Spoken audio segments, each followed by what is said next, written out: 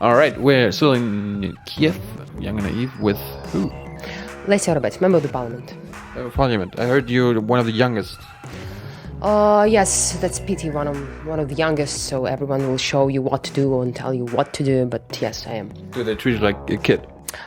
6 years ago they tried to, but failed, Why? I have already 2 kids, so I have someone to treat like kids. So, for what party are you in parliament? Right now I'm in Batkivshina party, and What is that? leader of my party is Arseniy Yatsenyuk, now a prime minister, and Yulia Tymoshenko, now free.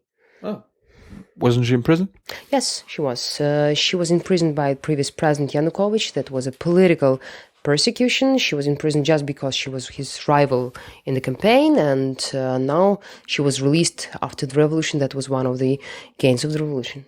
So, and I heard you're running for Kiev mayor and she's running for Ukrainian president? I don't know whether she runs for president, but I've yesterday declared that I will run for Kiev mayor, and that's a huge responsibility. So my campaign has already started. We want to make it the first in history a good Western time campaign, because previously everything in the campaign was bought for money, for huge money, or for, how we call it, for oil, for wheat, for some, like food packages to babushkas, old ladies. So. Has there ever been a woman as mayor of Kiev? Not in 1500 years, as I know, but let us try. We didn't have any mayor born in Kiev during last 25 years, so that will be first. Wow. First time. Is there a mayor right now?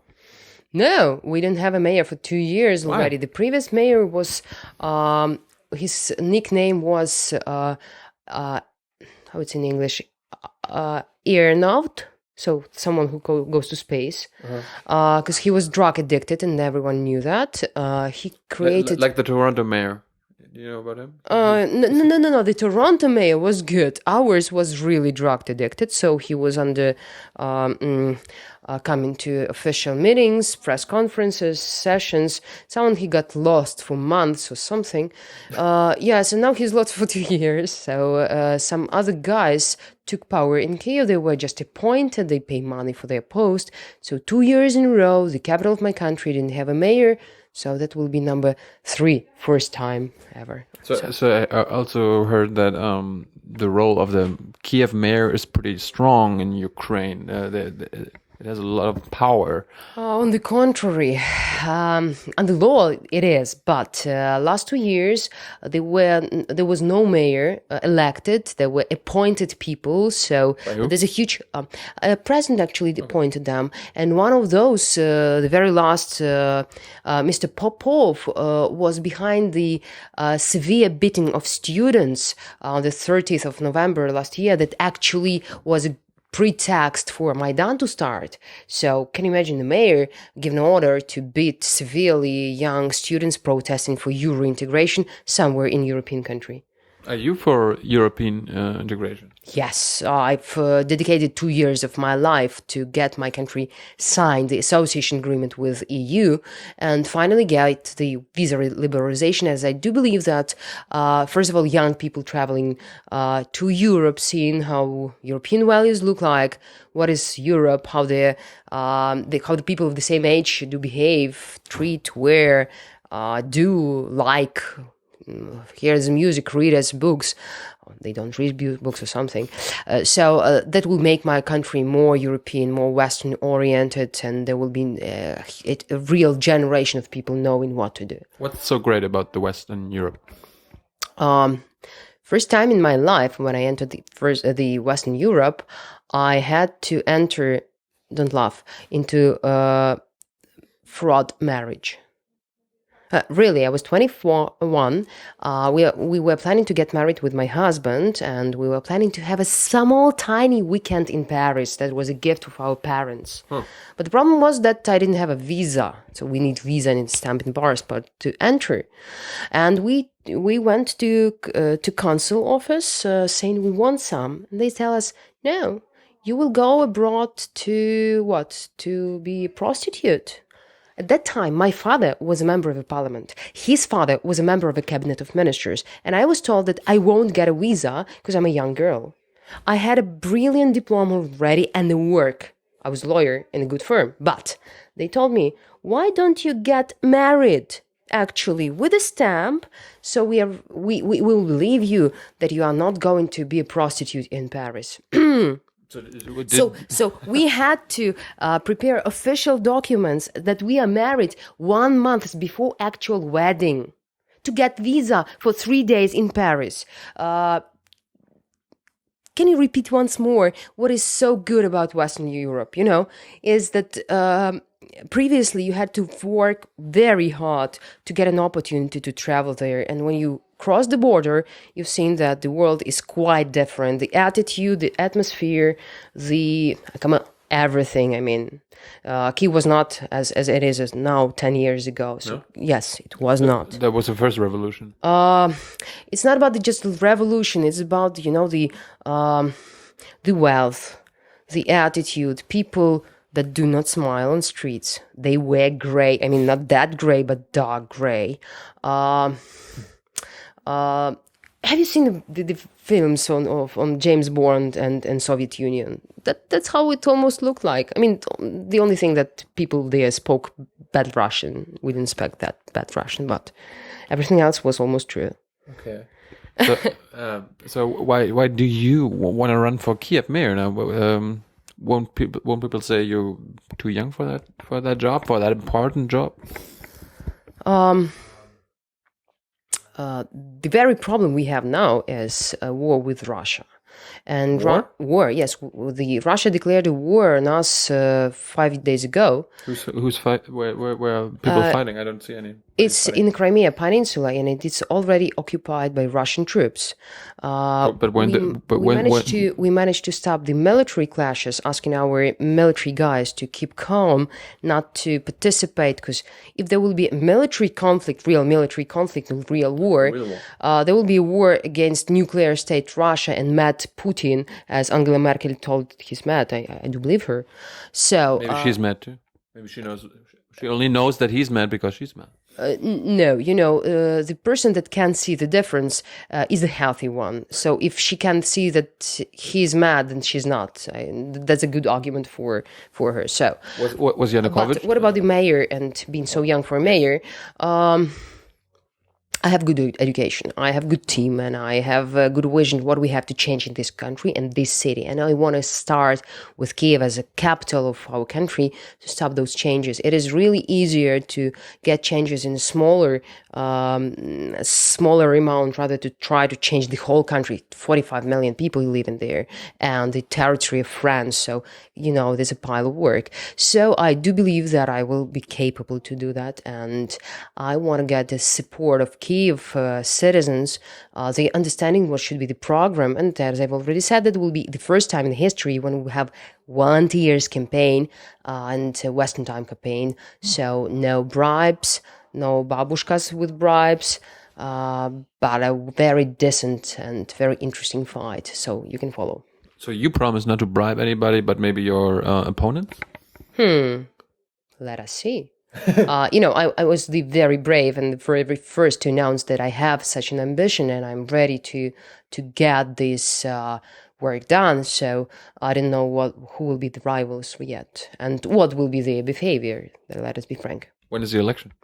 25th of May. This is called the Kiev Day, that coincides the day of Kiev and mayor elections. And probably that will be the day of Kiev because they will get a decent mayor. So I learned the last couple of days here that many people are sick and tired of the oligarchs running the country. Isn't like the Tymoshenko, isn't she an oligarch as well?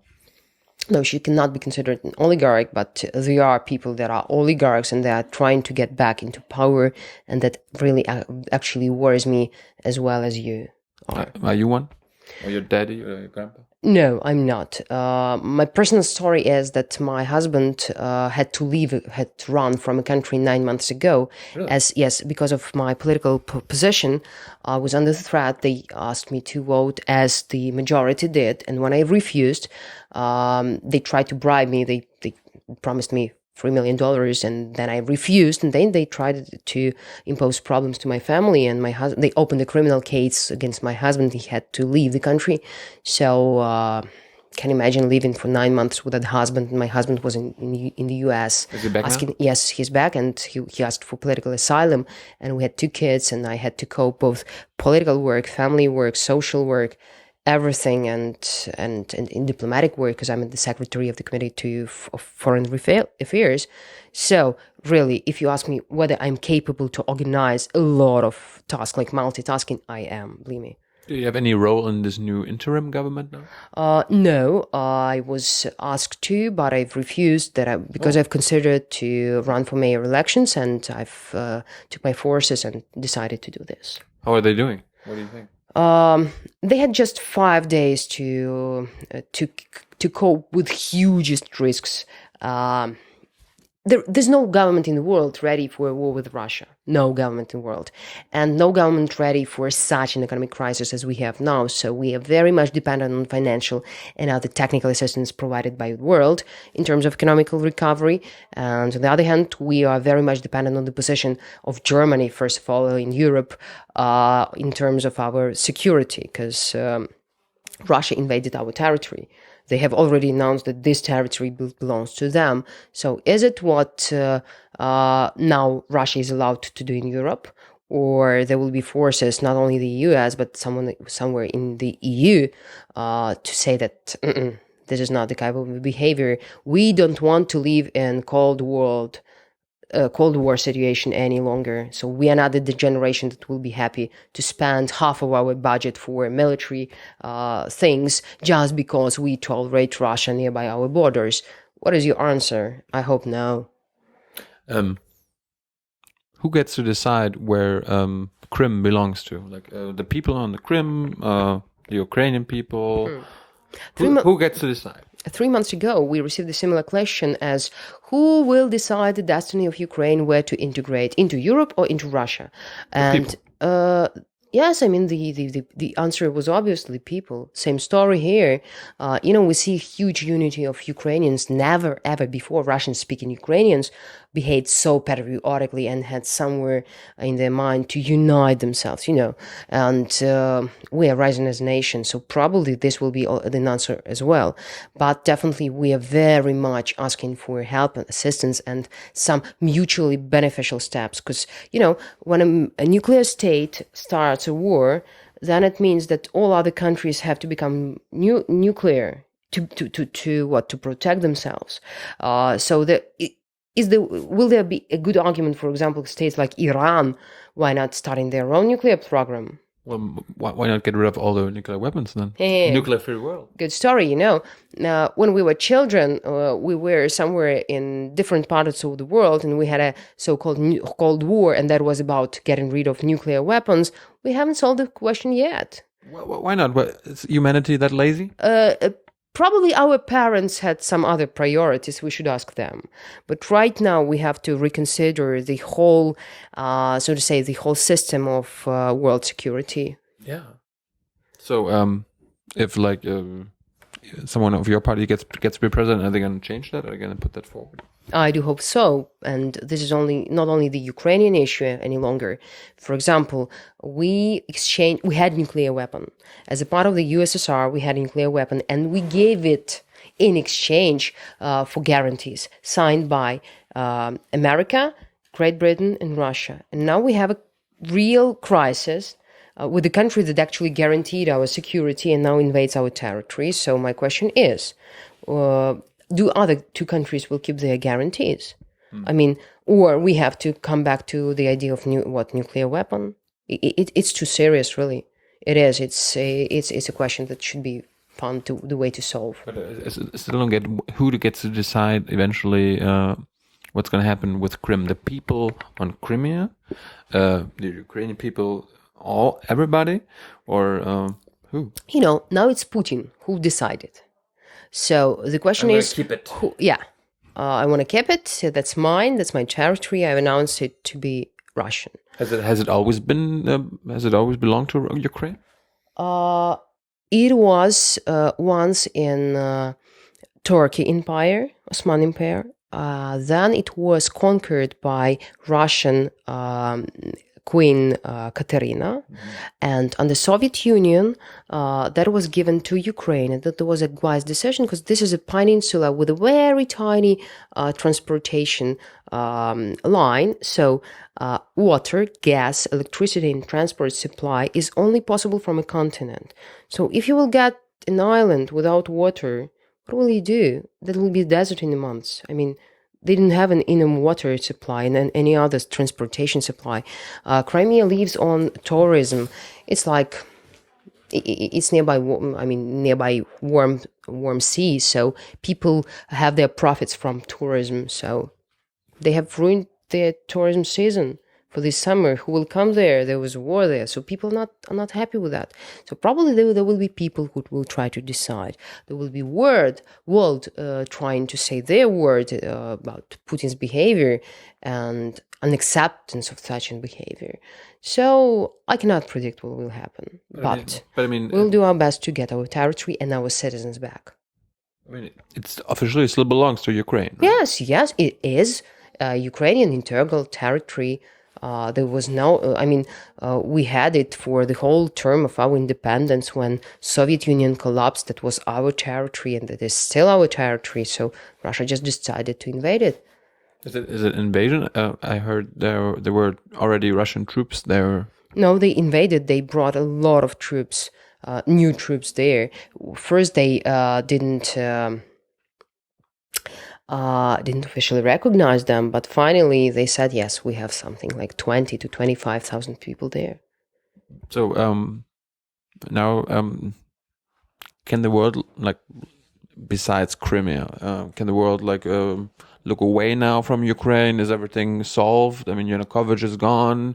The revolution is over. Interim government does its job. Like a very tiny problem. Do we still have to care? A war, like a war. And it's a very tiny cross. Some very small country with nuclear weapon called Russia, somewhere there in the different part of the world, not nearby the EU. No, it's somewhere over the Siberia. No. Started a war on another very distant country. You don't know nothing about that. They don't have borders neither with Poland, nor with Hungary, nor with Romania, and not with any other countries. They have some fight. The problem with the territory of the shape of both Luxembourg, Belgium, like small territory. Piece of territory, yes. One other thing, there are 300,000 people called Crimean Tatars, a single nation living there. They are Muslims. And they are very well organized, and they are very unhappy with Putin doing that. Once Putin's god, Stalin, deported them somewhere to even more distant places where people won't like to live, they came back. Only half of them managed actually to come back. Others died. They came back, and now Putin occupies their territory, their motherland. Do you see that can be a tiny problem for European stabilization or destabilization of the region? Oh, no, don't bother. Let's come back to Twitter. I just talked to Svoboda and the right sector, and they actually, I mean, they're fascists, but they want to protect the Muslims on Crimea. I found that a little funny.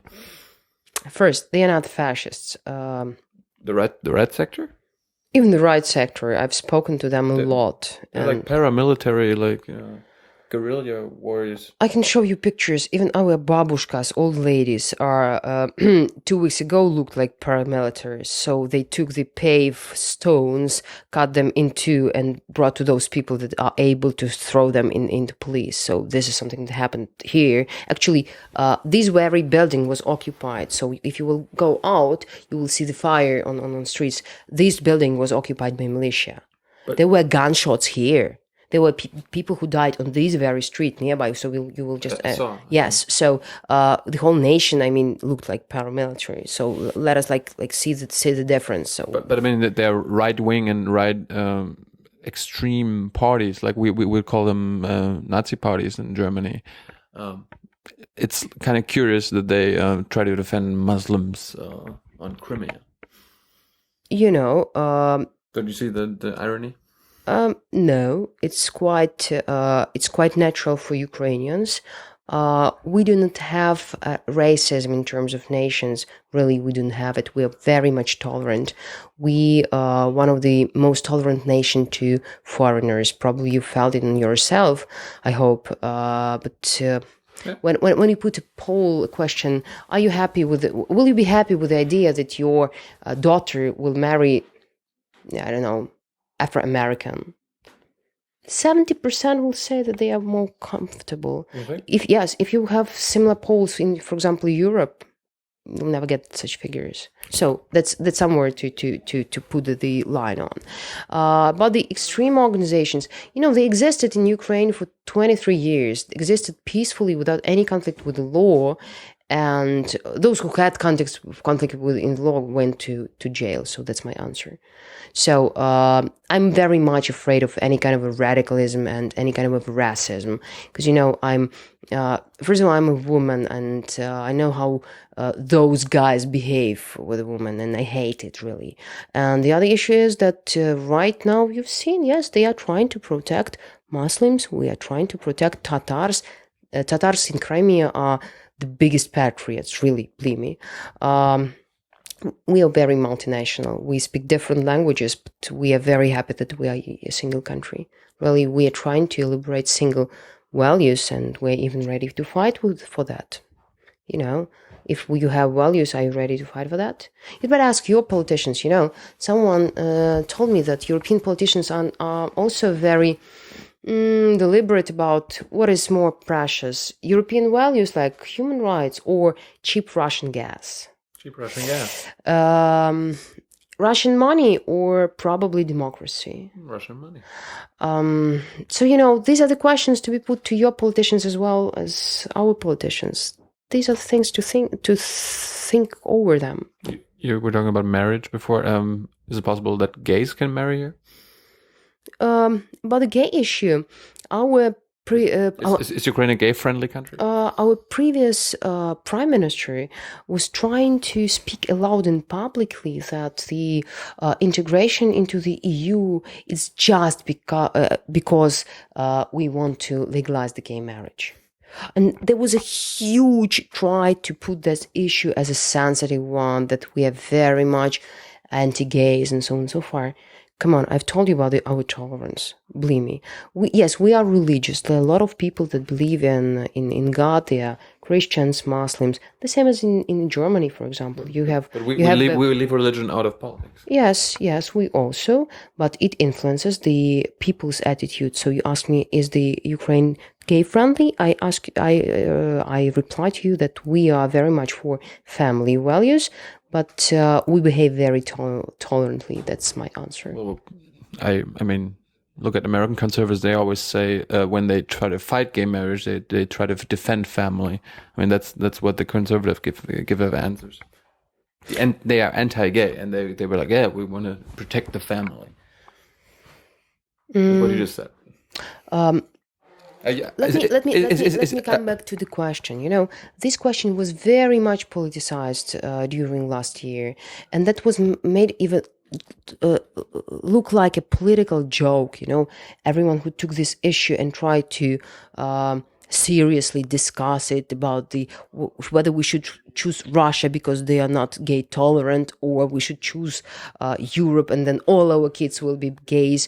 I mean, that's bullshit. That was such a bullshit that I cannot even think about that without a smile. So believe me, my country has problems right now. We are on the brink of economic crisis. It's even worse than it was in Greece, believe me.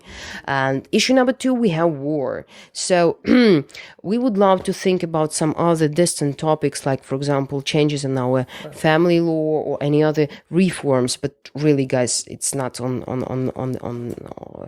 the agenda right now. Okay. Okay? Right. That's it. Thank you very much. Good. That was very nice. Vielen Dank. Vielen Dank. Bye-bye. Bye.